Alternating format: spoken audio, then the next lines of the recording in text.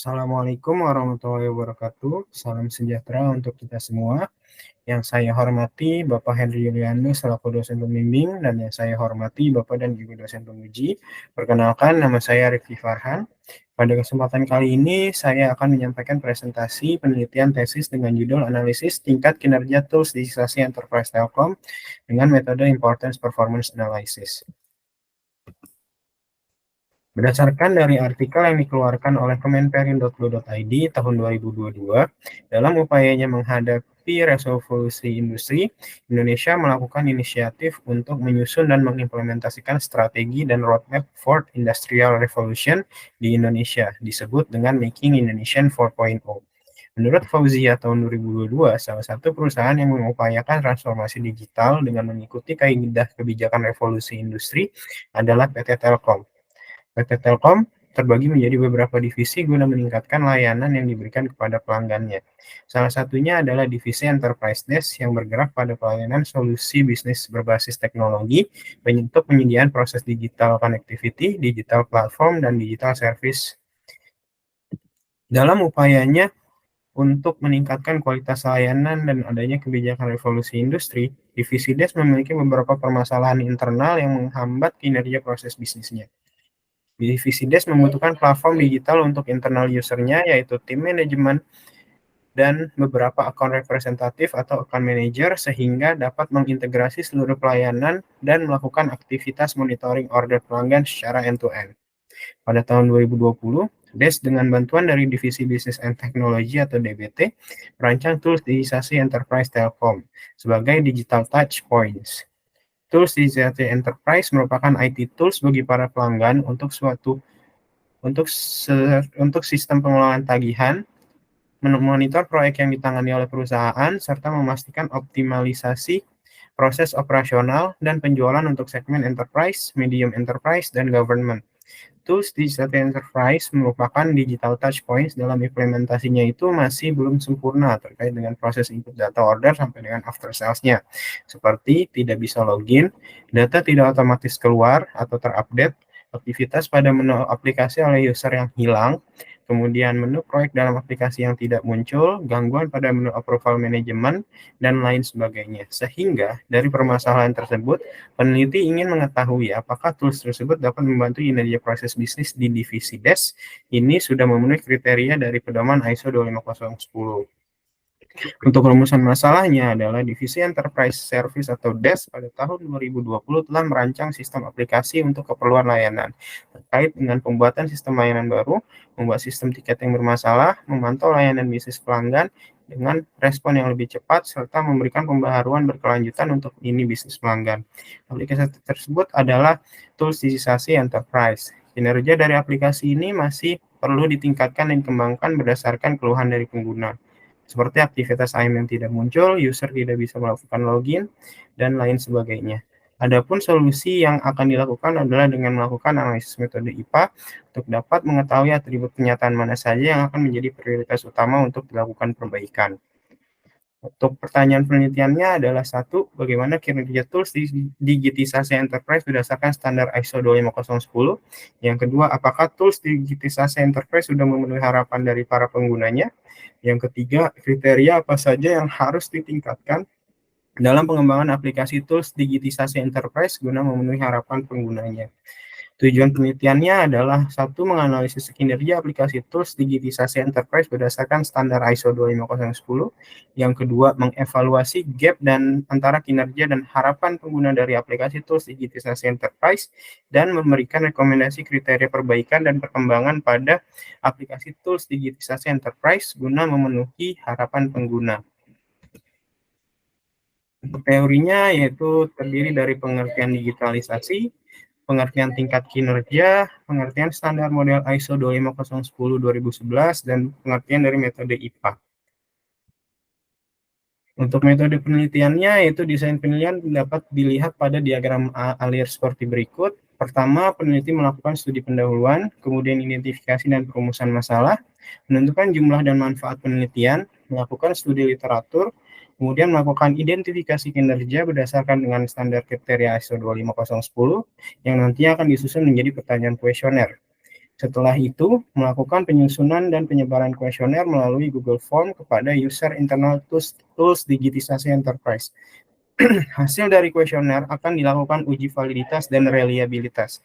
Apabila data tidak valid dan tidak semua apabila terdapat data yang tidak valid, maka akan dilakukan penghilangan butir pertanyaan yang tidak valid. Bila semua data telah valid dan reliable, selanjutnya melakukan pengolahan data menggunakan SPSS dan dianalisis dengan menggunakan metode IPA.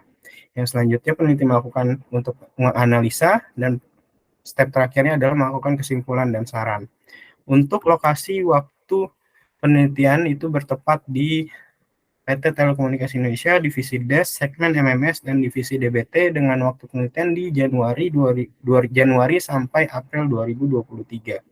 Objek penelitiannya adalah aplikasi tools digitisasi enterprise Telkom dan subjek penelitiannya adalah user internal. Yang ketiga yaitu teknik pengumpulannya, yaitu menggunakan observasi, kuesioner, dan in-depth interview pada developer tools digitisasi enterprise Telkom Divisi DBT. Teknik sampelnya adalah non-probability sampling dengan purposive sampling, yaitu responden yang dijadikan sampel yang sah adalah user tools digitisasi enterprise.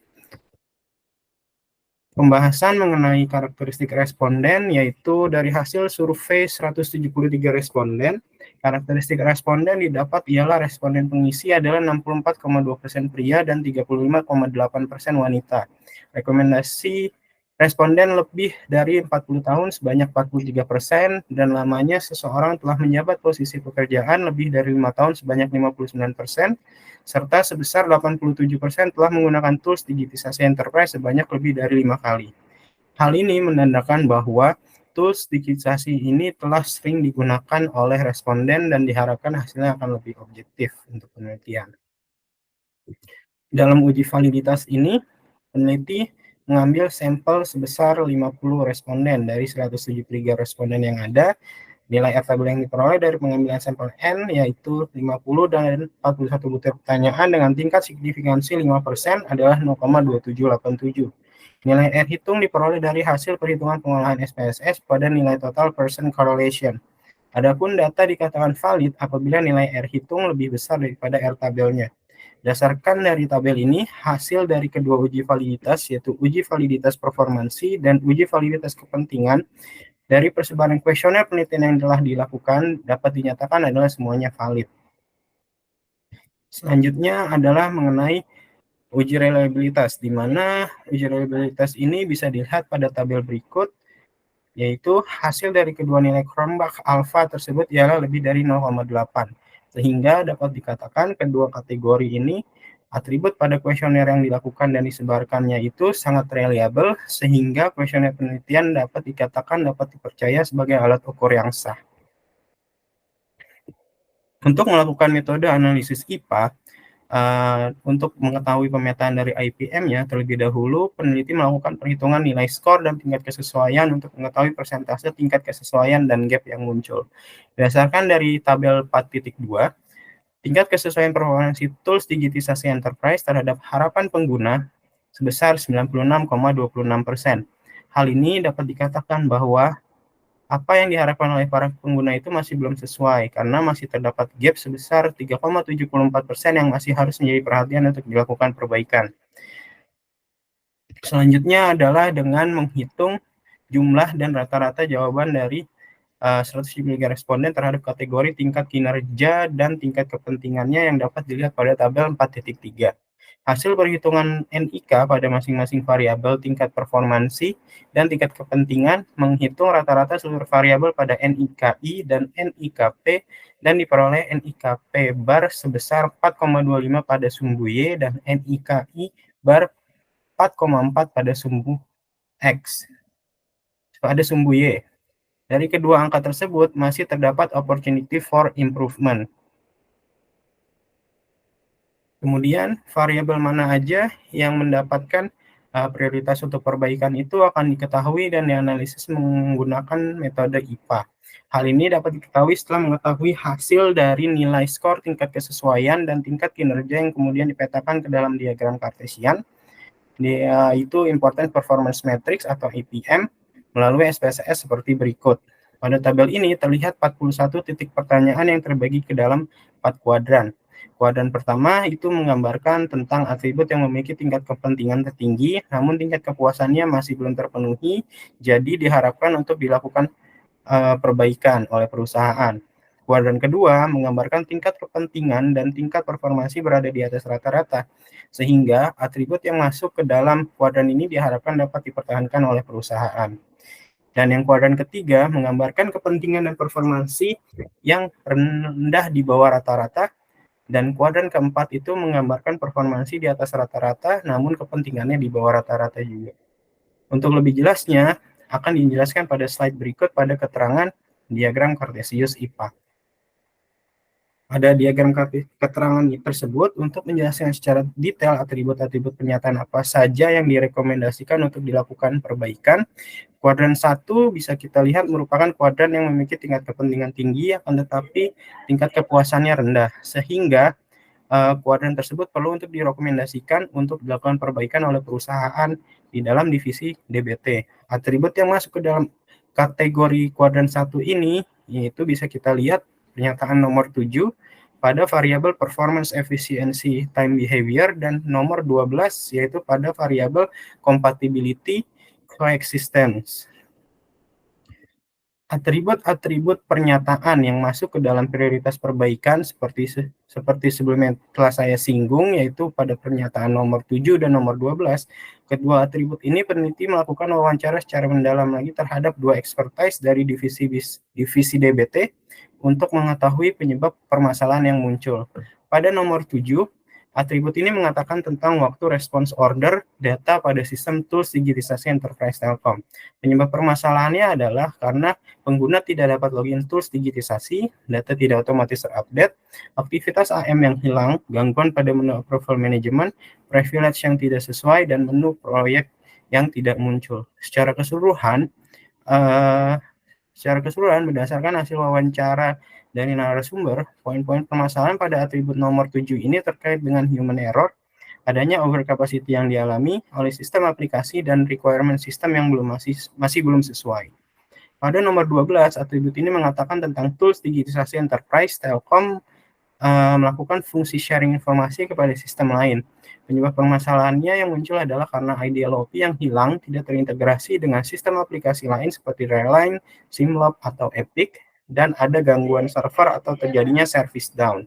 Secara keseluruhan, berdasarkan hasil wawancara yang telah dilakukan oleh narasumber, poin-poin permasalahan pada atribut nomor 12 ini adalah user belum menyelesaikan tugasnya pada sistem dan terjadinya overcapacity yang dialami oleh sistem. Kedua penyebab permasalahan ini muncul, kemudian akan dicari rekomendasi perbaikannya berdasarkan dengan hasil wawancara yang telah dilakukan. Adapun rekomendasi perbaikan ini untuk kedepannya dapat menjadi bahan pertimbangan untuk tools digitisasi enterprise Telkom agar lebih efektif dan efisien lagi, yaitu untuk atribut pernyataan nomor 7, pertama human error. Human error di sini menurut Swain dan Gatman dalam Marfuana 2010 masuk ke dalam klasifikasi error of omission, yaitu kesalahan karena lupa akan sesuatu. Rekomendasi perbaikan adalah dengan perlu adanya inisiasi atau motivasi dari setiap user untuk bertanggung jawab dalam pekerjaannya sehingga meminimalisir error. Yang kedua, adanya overcapacity.